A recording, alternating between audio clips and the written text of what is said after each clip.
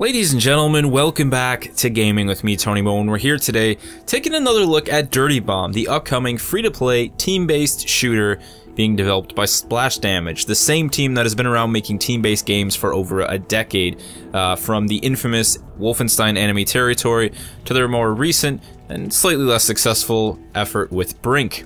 This is their new baby, though. This is their new team-based shooter. It's going to be free to play. You guys saw me check it out a couple weeks ago, I think it was, maybe 3 weeks ago. We dove into it when it was in closed beta, limited access. So what they were doing is they were having beta weekends where the game was playable for 3 or 4 days. It's here. It's here to stay. It's back. We're back for good, as you can see. It is still, however, in closed beta, meaning that there are only 2 ways to get in. Number 1, sign up for the closed beta over on the website. I'll have a link in the comment section below. Number 2, head over to Steam and purchase a starter pack for $19.99. That will get you access to the game's beta instantly, as well as a couple cases, a starting mercenary. So it is more of an actual free-to-play purchase, that item. It does get you access to the game, but at the same time, it's the type of pack you can expect to see them selling when the game goes live as a free-to-play title. So that's one of the things I want to look at today. We are going to play the game, but I wanted to talk a little bit more in detail about the mechanics that the game offers, because a lot of them weren't on display in the video that I did several weeks ago. So to start, we have our mercenaries. I talked about this. Basically, there are 7 mercs in total, at least that's how it stands right now. I know they said they are planning on implementing many more mercenaries. You can see that each of these mercs, the ones that aren't unlocked, can either be purchased with real-world money or with in-game credits. Now, as the beta currently stands, they've actually just boosted up the amount of credits that you earn, and in one match I earned roughly 12,000 credits. So that would allow you to buy any of these mercenaries in a couple matches, not difficult at all. In the same vein, you have 2 free mercs to start. So we have Aura and we have Skyhammer, each with their own set of special abilities and also with their own background, personality, characteristics, and even health and speed.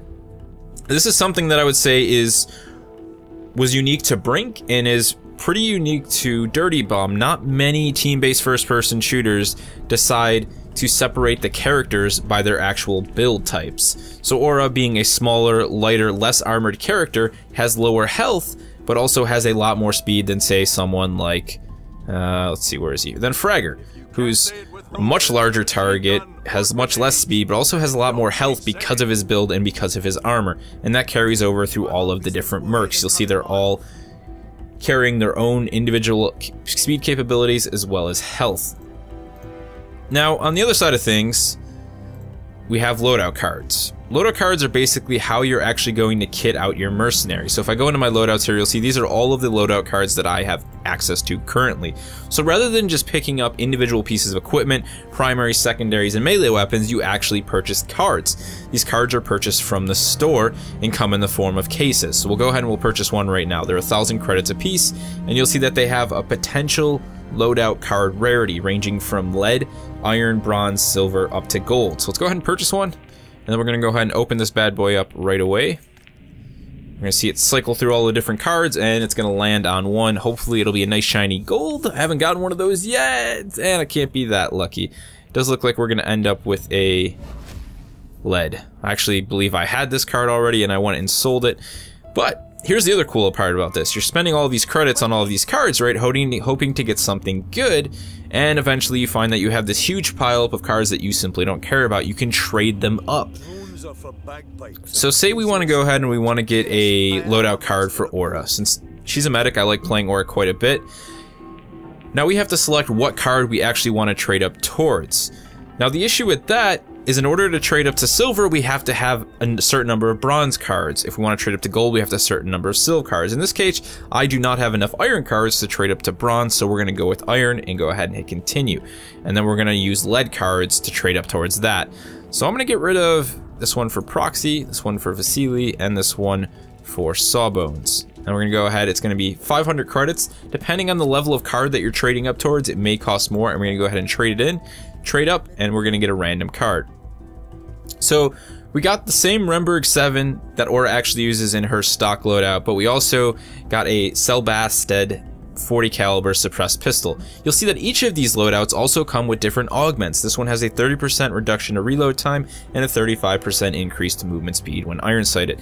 This whole getup right here is actually what makes the game a lot of fun for me. I love the sort of loadout system. It means you're just playing and then you're getting, there's a sort of loot addiction element to it, like you'd find in Diablo, and it actually makes it a lot of fun getting all these different loadout cards, kitting out your merc, and messing around with them.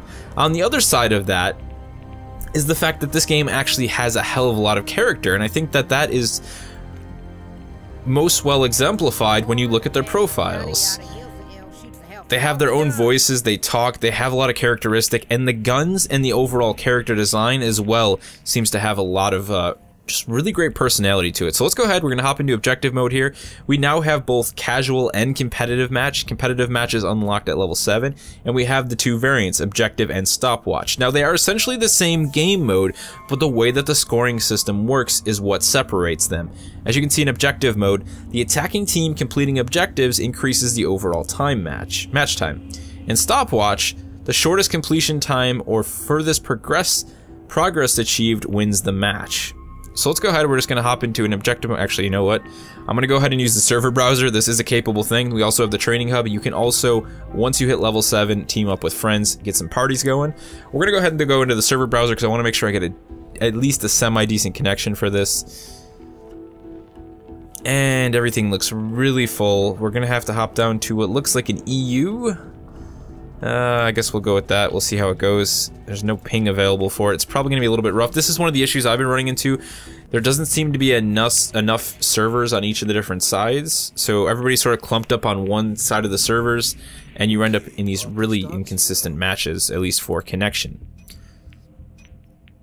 We're actually going to give Proxy a go here because I haven't played with her just yet, so I want to go ahead and do something, switch it up a little bit, try someone completely new. And I want to make sure that I showcase and highlight this time around the things that I really like about this game, because at the end of the day, it is essentially just another team-based shooter, but it's those small details, the loadout cards, the way that they use character build types to actually change their speed and health, and also the actual design of the weapons and the characters themselves that I think makes the game a really attractive experience.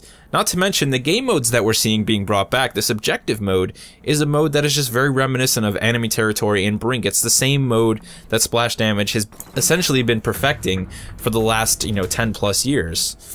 Which is an odd thing to say, actually. I want to apologize in advance. There's going to be some mechanical keyboard clicking here. I'm actually have a solution for that in the works. Just a little bit of insulation around my microphone on this side, but it's just going to be something you guys are definitely going to recognize. I know someone is going to point it out eventually. Nobody has just yet. I'm going to try and click them as lightly as I can. Sadly, I don't have cherry browns. I have cherry reds, and they are loud. But alright. We got our nice little Tech 9 SMG here variant. Well, it's kind of Tech 9 modeled SMG, I guess you could say. Oh, that's a bad guy. Should probably shoot him. Oh, I actually like this shotgun a lot better than that sort of short barrel shotgun that Ori uses. This thing just seems to have way more range. This SMG is pretty gnarly too. So that's our landmine right there. We can actually pick those up and put them back down, and I totally just suicided myself. Pretty much all the deployables in the game that the characters use can be dropped on the ground and then picked back up. I know I talked about that in the last video. But look at the actual design that we have here on the character hands and on the actual weapon itself. It's just nice, They take sort of real world, real steel weapons, and then they've sort of modified them to give them a little bit more character. We got a nice bit of torn cloth on the back of this SMG here. Okay, let's go and let's find out who just killed our teammate. There's some great animations to the recoil, the reload. Everything is just really clean and really polished is the biggest thing, I think, for a lot of people playing this game. It's the one thing that everybody recognizes right from the get-go. And it is kind of hard to forget that this is going to be a free-to-play game, but if they keep doing what they're doing with the loadout cards, and focusing more on that as, a way to kind of spend money, similar to what Riot does with League of Legends, maybe start throwing in cosmetics and, outfits and things of that nature, I think this can be one of the best free-to-play first-person shooters out, hands down. One of the other things that you may have noticed that character do is we can actually wall jump.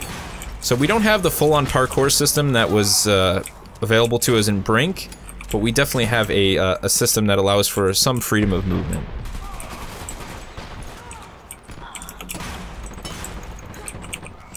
So we can actually use it as an invasive maneuver. We can use it to gap against, you know, across open areas. There's definitely some use for it there. I'm actually a big fan of it once you start to get really comfortable with it. I've been messing around with it a little bit more. Sadly, we do not have any support in this hallway. The only thing I think holding us down here are my couple landmines in the ground. See if we can't use those to our benefit here. There we go, we got it. Oh, I just couldn't get on target.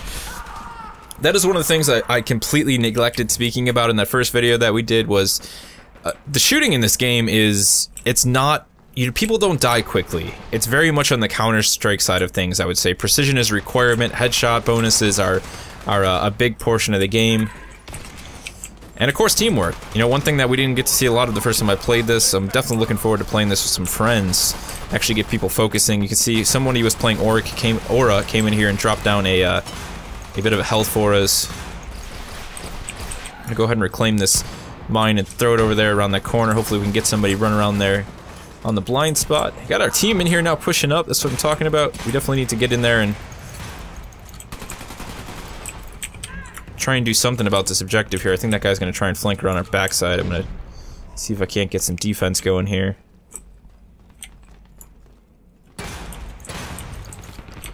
Okay. Whoa!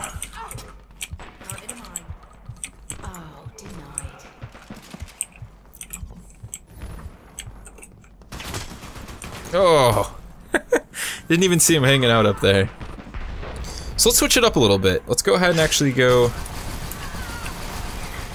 you know what, I actually kind of want to stick with Proxy, because, you know what, we should probably get more medics in here. Let's switch over to Aura. The only thing that I'm not a fan of is your loadout cards. You have to designate those before you get into a match. You cannot switch them mid-match. And I just feel like that's a bit unnecessary, but maybe there's, you know, design decision and testing. Also, the game is closed beta. They're taking feedback on the forums. They've been listening. There's already been some small changes made here and there to movement speed and things of that nature, so... yeah, I'm looking forward to seeing Splash Damage listen, and let this game, you know, be a game that hopefully can grow. I think it would be something really special if they could see the same sort of success with this that they saw with Enemy Territory, where this is a game that people just keep playing for years and years to come.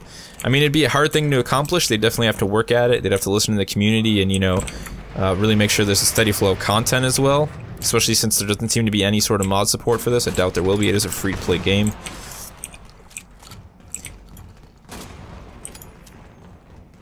I'm actually been really enjoying it a lot more than I first was over the last couple days. I'm looking forward to it opening up to everyone. I want to get some people from Praxis in here and playing, and without having to spend 20 bucks to get into the game. It's definitely a hard entry point there, I would say $20, but...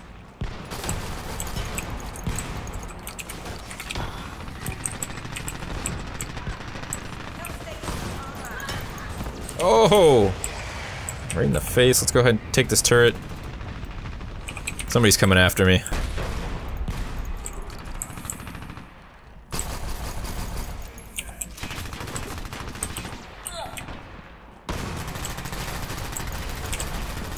Ah, standing in my health thing, I didn't realize I was running out of ammo. Again, right there, ammo depletes quickly when you start burning it. It is not something that you have a lot of teamwork necessity there. There are classes that can drop ammunition just like I can heal. You really need to, you know, have your team making a push for that.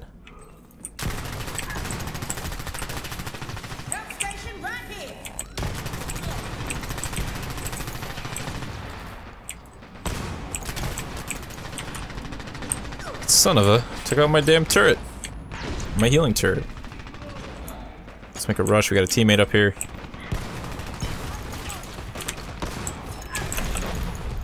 Nice! With the landmine. Oh, that was just a clean drop there. Make sure nobody can revive her. You do get bonus XP for finishing off targets, so I definitely recommend you do it whenever you see the opportunity. Let's get on this turret. C4's on the objective. Defend it.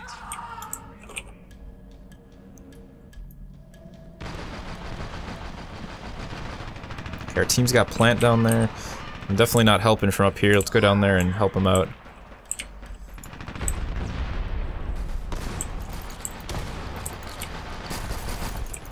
A lot of targets. Really wish I had a grenade right now, but I don't. Again, catching myself. Getting caught empty-handed, no ammunition. No one to blame except for myself on that one.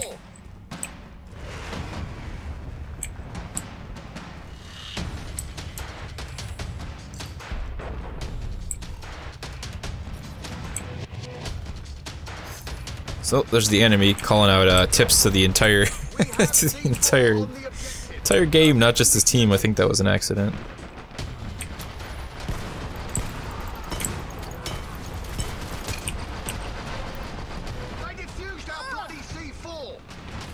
Alright, so it looks like we need to get in there and start doing some serious damage at this point. I'm gonna go ahead and switch over to Skyhammer, make use of his airstrike and his assault rifle, and I think they actually held us off there. That was a pretty good game, though. You can't win them all. Mission failed. Bloody rubbish, you lot are. Oh, well, that guy obviously doesn't agree, though. He says we're bloody rubbish.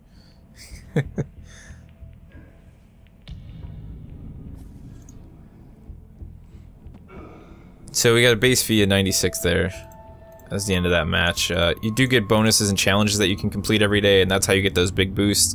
You'll see that we'll get 600 credits for just completing 3 as proxy, 600 for playing stopwatch, and earning 14,000 in-game XP will get us another 600.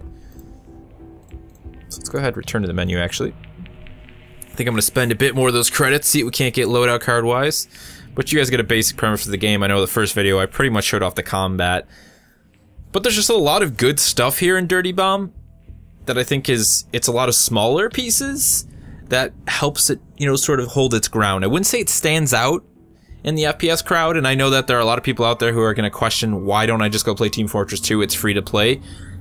And, you know, it works in that same sort of vein in many ways. But I do think there's some special stuff here, and I think the personality and the characteristics, or the character that the game has alone, are worth checking out. Maybe not at the $20 mark, but when the game goes free to play, I don't see why anyone wouldn't want to give this a go. I mean, it feels very solid. Like I said, the controls are so refined. I love the shooting. I love the way that they're doing the damage model, more of a focus on headshots for higher damage. I love all the different classes. I love the idea that we're gonna have pages and pages of these loadouts eventually, all these different weapons. I'm really just looking forward to it. So much, you know, so much so let's buy some more cases. We might as well. I'm not really too interested in purchasing any of these actual mercs just yet, so I'd rather focus on getting these loadout cards. Let's see what we get in this one.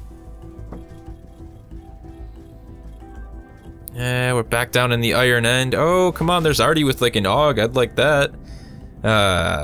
Sadly, it looks like we just ended up with another lead card for proxy. Pretty sure that's what we're already running. I don't know if that's the same augment she has by default, but let's go ahead and grab another one. You can see how this could become an addiction. It's a very smart move for a free-to-play game to have random chests like this. It's going to draw people in. Whether you think it's a dirty tactic or not, the simple fact is it works. I mean, there's just no other way about it. I'll just play one more match. I just want to get a few more credits. I can buy another case. I would like to get something above lead, though. Just give me an iron here, even. Come on. Oh. That's actually what I was looking for. I had this exact card in the early days of the closed beta. So there we go, nice little SMG there. The Blizlock with a suppressed pistol. We also got healing reach, 20% increase of the healing radius. That is what I'm talking about. So what we're actually gonna do is we're gonna go into the loadouts here. We're gonna go ahead and we're gonna find that aura card that we want. Go to our merc. Where is she? There she is. Full profile, loadout cards. So this is what I don't understand, is how you actually make these active. I'm missing out. I'm missing something here, guys. I'm not fully understanding something, but anyways, that's been a look at Dirty Bomb. Like I said, if you're interested in the game, you can still sign up for the closed beta, and hopefully they'll send you out a code. However, I am always under the impression as soon as a developer starts charging, or a publisher, whatever it may be, starts charging to gain access to their beta that they probably won't be giving out any more keys. That always seems to be the case with ArcheAge and all those games, but hey, maybe you'll still get one. I'll have both the links in the comment section below. Pick your choice. If you think 20 bucks isn't that bad to get into a game like this and give it a go, then there you go. If not, do that sign up.